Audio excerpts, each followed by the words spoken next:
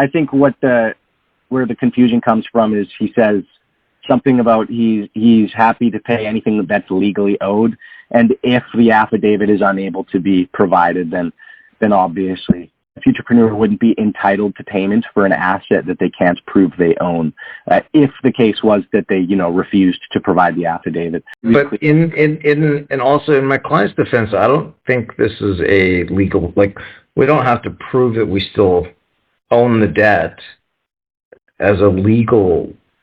Well, he can.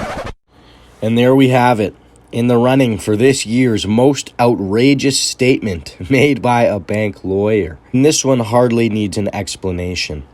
Obviously, you cannot collect money for an asset that you don't own.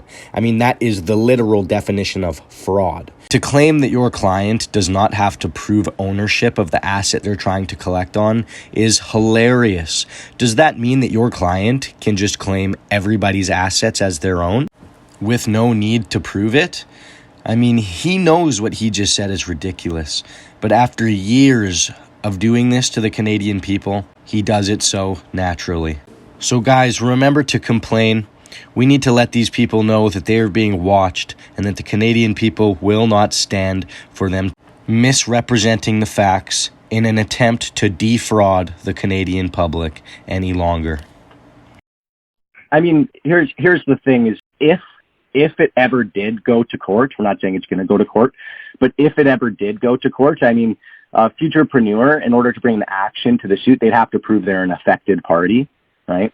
And how would they prove they're an affected party? Well, they would have to prove that they own the debt. And I mean, not to mention, it's very unreasonable to expect any entity to forward a lump sum of money for an asset that nobody has seen confirmation of ownership for, right? Okay, but he has all of the original paperwork, does he not?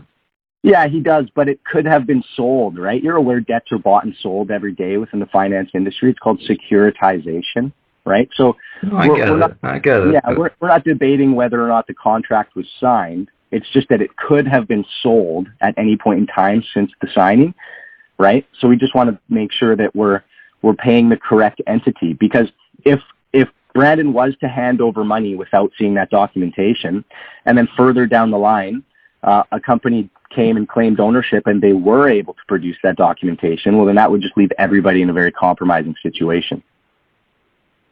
Okay. This is, yeah, let me take this to my client